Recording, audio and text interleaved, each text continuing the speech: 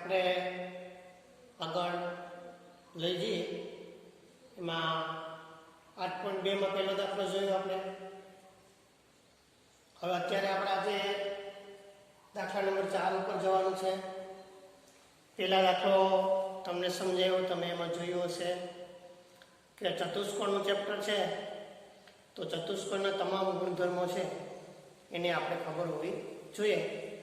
તેમજ આ ચેપ્ટરની અંદર આવતા પ્રમેયો અને પૂર્વધારણા છે એનાથી પણ આપણે પરિચિત હોવા જોઈએ, કારણ કે એનો ઉપયોગ આપણે આમાં કરવાનો થતો હોય છે. એટલે આમ આપણે હવે ચતુષ્કોણ ચેપ્ટર છે. ચતુષ્કોણ એટલે એના 4 શિરોબિંદુ હોય, 2 વિકર્ણો હોય. ચતુષ્કોણના અલગ અલગ પ્રકારો છે. એમાં આ દાખલાની અંદર આપણે સમલંબ ચતુષ્કોણ છે એનો આપણે ઉપયોગ કરવાનો છે. ચતુષ્કોણ અહીં સમલંબ ક્યારે થાય? તો સમલંબ આ રીતનું થાય, આ બાજુ અને એની સામેની બાજુ સમાંતર હોય, ફક્ત 2 બાજુ, આ 2 અથવા આ 2, ફક્ત 2 જ બાજુ સામસામેની જો સમાંતર હોય, બાકીની 2 વચ્ચે સમાંતર હોવી જોઈએ નહીં. તો આવો ચતુષ્કોણ બને તો એ ચતુષ્કોણ છે એને આપણે સમલંબ ચતુષ્કોણ કહીએ. સમજૂતી વ્યાખ્યા બુકની અંદર આપેલી છે, એમાં પણ તમે જોઈ શકો, વિચારી શકો. આમ દોર્યો હોય માનો કે કોઈ ચતુષ્કોણ, તો આ પણ સમલંબ થઈ જાય, કારણ કે આ 2 બાજુ છે સમાંતર છે. એટલે સામસામેની એક જોડ સમાંતર હોવી જોઈએ. આ તમારે મગજમાં રાખવાનું છે. એવો ચતુષ્કોણને આપણે સમલંબ ચતુષ્કોણ કહીએ. આ ચતુષ્કોણના 2 વિકર્ણો હોય, એ પણ આપણને દરેક ચતુષ્કોણના વિકર્ણો સામસામેના શિરોબિંદુનો જોડો, માનો કે આ ABCD છે તો D અને D ને જોડો તો એનો વિકર્ણ થાય, એ પણ આપણે જાણીએ છીએ. આમ આપણે ચતુષ્કોણ છે એનો ઉપયોગ કરી હવે આપણે દાખલા નંબર 4 છે એ ગણવાનું છે. દાખલા નંબર 4 છે એની અંદર આપણે રકમ આ રીતની છે.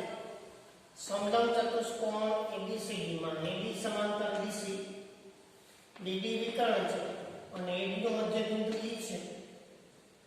E માંથી AD ને સમાંતર અને BC ને એકમાં છેદતી એક રેખા દોરી છે, તો આપણે બતાવવાનું કે FABC નું મધ્ય બિંદુ થાય.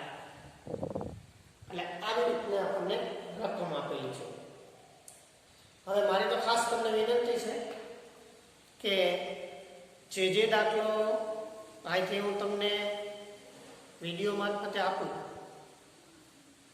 એ દાખલાની રકમ વિડીયો ચાલુ કર્યા પહેલા ટેક્સ્ટબુકની અંદર, ગણિતની ચોપડીની અંદર, પાઠ્યપુસ્તકની અંદર એ રકમ બરાબર તમે સમજી લો. એ રકમ બરાબર સમજો એટલે વિડીયો જ્યારે પ્લે થાય ત્યારે તમારે ટાઈમ ઓછો આપવો પડે. એટલે અને દરેક વિડીયો છે એ શક્ય હોય તો તમે એને ડાઉનલોડ કરીને પછી તમે જોવાનો પ્રયત્ન કરો, જેથી કરીને વારે વારે તમારે તમારા નેટનો ઉપયોગ કરવો પડે નહીં. એટલે આમ કોઈ વિડીયો તમારા મોબાઈલમાં ખુલતો ન હોય તો એ લિંક છે એ બીજા મોબાઈલમાં શેર કરીને પણ તમે એને ખોલી શકો. એટલે આમ આપણે જે અમે અહીંથી મોકલીએ એ જે છે એનો સંપૂર્ણપણે તમે ઉપયોગ કરો, અને જેથી કરીને તમને ગણિતનું જ્ઞાન છે એ વ્યવસ્થિત તમને સમજાય. ગણિત એવો વિષય છે કે એમાં સમજૂતી બહુ જ મહત્વની છે. જો જે કઈ વસ્તુ એમાં છે એ બરાબર પરફેક્ટ સમજાય તો જ પછીના સમયની અંદર એ વસ્તુ આપણને આવડતી હોય છે. એટલે હવે રકમ ફરીવાર જોઈએ આપણે. સમલંબ ચતુષ્કોણ ABCD માં AD સમાંતર BC, DD વિકર્ણ છે અને AD નો મધ્ય બિંદુ E છે. E માંથી AD ને સમાંતર અને BC ને એકમાં છેદતી એક રેખા દોરીશું, તો આપણે ABC નું મધ્ય બિંદુ છે તેમ બતાવવાનું છે. એટલે આમ આપણે હવે F છે BC નું મધ્ય બિંદુ છે એવું બતાવવું પડે છે. એટલે આપણે ચતુષ્કોણ ABCD દોરવાનો, કેવો દોરવાનો? સમલંબ દોરવાનો, સમલંબ. એટલે આપણા ચતુષ્કોણ મેં તમને બતાવ્યું એ રીતે ABCD દોર્યું. એમાં કઈ AB ને BC, આ AB અને આ BC છે એક સામસામેની બાજુ સમાંતર આપણને રકમની અંદર એવું આપેલું છે એટલે એ સમાંતર લેવાનું. પછી એવું છે BD વિકર્ણ છે એટલે BD ને આપણે જોડી દીધા.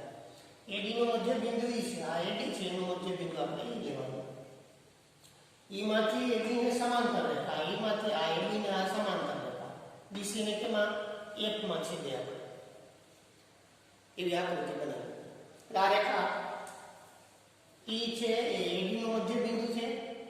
E માંથી રેખા એક દોરવાની, એ AB ને સમાંતર હોય, એ આ રેખાખંડ BC ને F માં છેદતી હોય.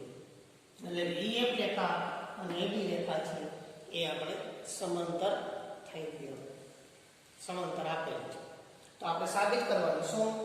F છે એ BC નું મધ્ય બિંદુ થઈ જાય, E AD નું મધ્ય બિંદુ, આ રેખાના રેખા સમાંતર છે તો F છે BC નું મધ્ય બિંદુ થઈ જાય.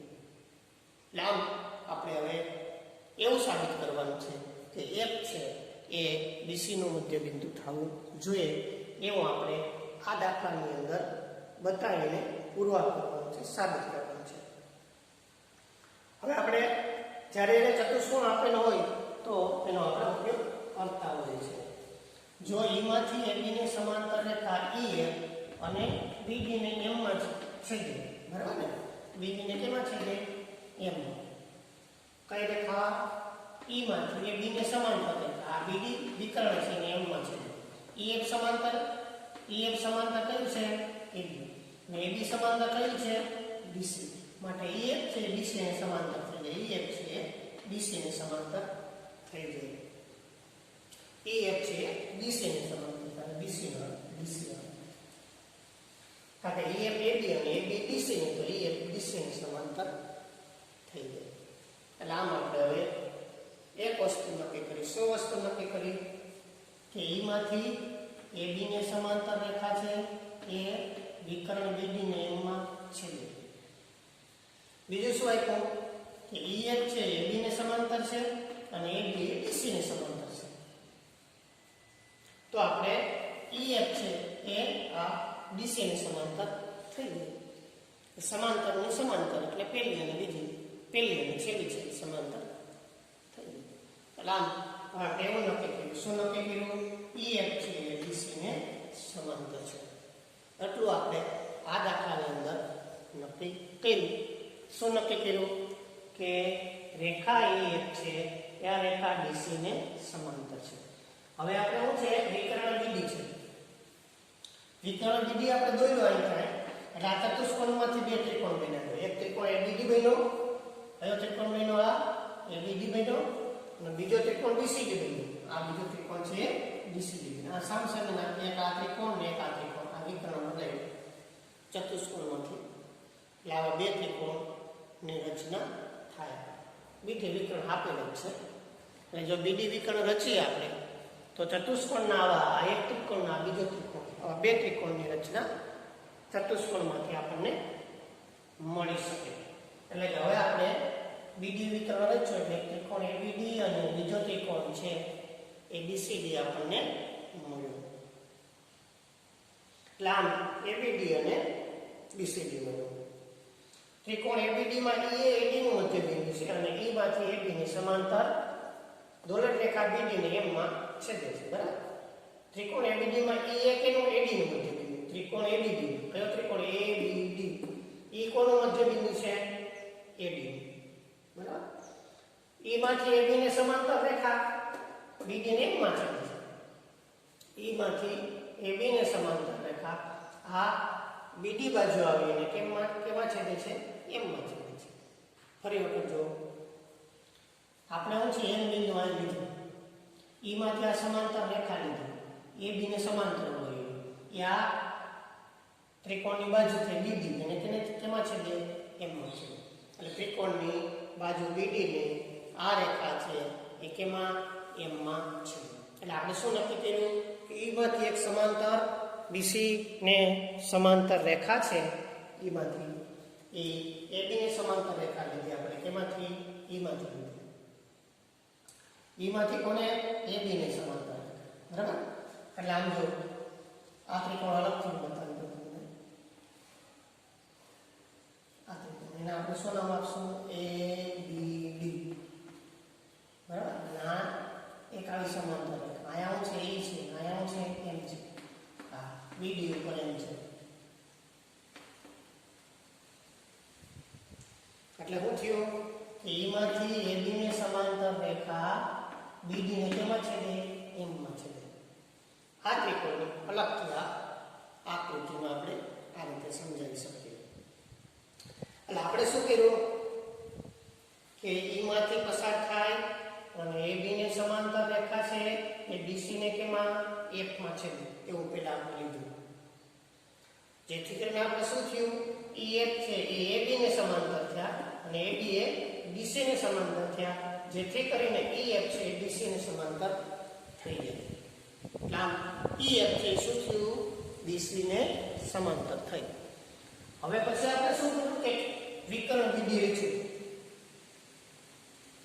વિકર્ણ બીડી રચ્યું એટલે ચતુષ્કોણના આ બે ત્રિકોણ બન્યા એક એબીડી ત્રિકોણ બરાબર અને બીજો છે બીસીડી ત્રિકોણ આ બે ત્રિકોણ બન્યા એમાં બીસીડી ત્રિકોણની આપણે વાત કરીએ એબીડી ત્રિકોણની સોરી આ એબીડી ત્રિકોણની આપણે વાત કરીએ તો આ એબીડી ત્રિકોણને અલગ બતાવ્યું એબીડી ત્રિકોણમાં ઈમાંથી પસાર થાય એબી ને સમાંતર રેખા હોય એબીડી ને એમ માં છેદતી હોય એટલે કે આ ઈએમ છે એ એબી ને આપણે એમ બિંદુમાં બીડી ને એમ બિંદુમાં છેદે છે એવું આપણે નક્કી કર્યું હવે જો આ રેખા ઈએમ છે એ બીડી ને એમ માં છેદે તો એમ એ બીડી નું થઈ જાય મધ્ય બિંદુ થઈ જાય એટલે એમ છે આ બીડી નું થયું મધ્ય બિંદુ એમ છે આ બીડી રેખાખંડનું મધ્ય બિંદુ થાય સમજો એટલે એમ છે હવે બીડી નું આપણે શું નક્કી કર્યું એડી નું મધ્ય બિંદુ ઈ અને બીડી નું મધ્ય બિંદુ એમ એવું નક્કી કર્યું એડી નું મધ્ય બિંદુ ઈ અને બીડી નું મધ્ય બિંદુ કયું છે એમ એવું આપણે નક્કી કર્યું હવે ઉપરનો આ ત્રિકોણ લેવાનો કયો બીસીડી ત્રિકોણ તો બીસીડી ની અંદર એમ એ બીડી નું મધ્ય બિંદુ છે જો એમ કોનું મધ્ય બિંદુ છે હવે આ ત્રિકોણને આવો આખી રીતે આ રીતે હું બતાવીને તમને સમજાવું દો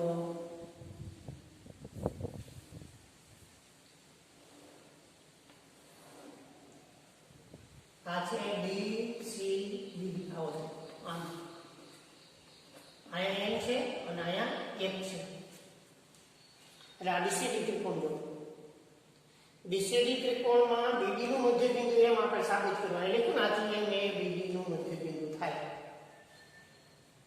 એટલે આ બીસીડી ત્રિકોણની અંદર એમ બિંદુ છે બીસીડી ની અંદર બીડી નું મધ્ય બિંદુ થયું એટલે આ ત્રિકોણ કયો બીસીડી માં એમ છે એ બીડી નું મધ્ય બિંદુ થયું સમજો કોના આધારે થયું આને આધારે કે એબી નું મધ્ય બિંદુ ડી હોય ઈમાંથી એબી ને સમાંતર રેખા બીડી ને એમ માં છેદતી હોય તો એમ પણ આ બીડી નું મધ્ય બિંદુ થાય એનો આને આપણે પાછો ફરી વખત ઉપયોગ કરીએ હવે આ ત્રિકોણ બીસીડી એટલે કે બીસીડી માં પણ બીડી નું મધ્ય બિંદુ એમ થાય હવે બીડી નું મધ્ય બિંદુ એમ થયું તો એમ માંથી પસાર થતી રેખા એમ એ ડીસી ને સમાંતર છે સમજો હવે એમ માંથી પસાર થતી રેખા એફ આ રેખા આમ જ જાય કોને આધારે કહેવાનું છે સમજો ફરી વખત આ કોને આધારે કહેવાનું એમ માંથી પસાર થતી રેખા એમ એ ડીસી ને સમાંતર છે કોને આધારે કહેવાનું સમજાવવાનું તો કે જો ઈ એફ એબી ને સમાંતર છે એબી સીડી ડીસી ને સમાંતર છે તો ઈ એફ છે એ ડીસી ને સમાંતર થઈ ગઈ એટલે કે આ ઈ એફ રેખા ઈ એફ રેખા ઈ એફ રેખા છે એ પણ ડીસી ને સમાંતર છે એટલે કે બીસીડી ત્રિકોણની અંદર જો બીડી નું મધ્ય બિંદુ એમ છે એમ માંથી જે રેખા પસાર થાય એ બીસી ને એફ માં છેદે અને સીડી ને સમાંતર છે કેમાંથી આ ત્રિકોણ પૂરતી વાત છે સમજજો ક્યાં ત્રિકોણ પૂરતી વાત છે આપણે ત્રિકોણ બીસીડી પૂરતી જ વાત છે બીસીડી માં આપણે શું નક્કી કર્યું બીસીડી માં આપણે એવું નક્કી કર્યું બરાબર ને ત્રિકોણ બીસીડી માં એવું નક્કી કર્યું આ બીસીડી માં એમ એ કોનું મધ્ય બિંદુ છે બીડી બરાબર આપણે એવું નક્કી કરવાનું છે કે આ એમએફ રેખા છે સીડી ને સમાંતર છે અને ડીસી ને એફ માં છેદે છે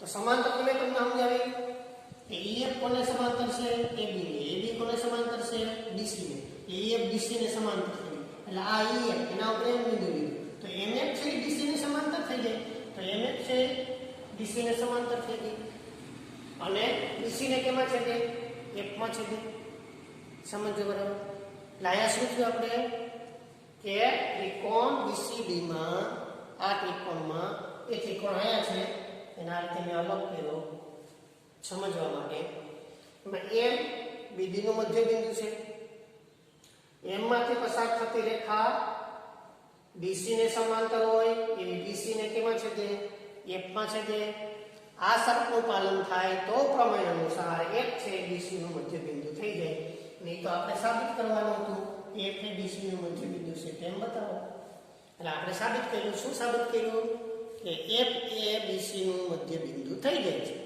એટલે આમ એક છે અહીંયા આપણે જોઈએ એટલે આ એક છે કોનું બીસી નું મધ્ય બિંદુ થઈ ગયું કોને આધારે થયું પહેલા આપણે આ ત્રિકોણમાં એમ છે બીડી નું મધ્ય બિંદુ બતાવી દીધું હવે એમ માંથી પસાર થતી રેખા એ બીસી ને સમાંતર હોય એ બીસી ને કેમાં છેદે એફ માં છેદે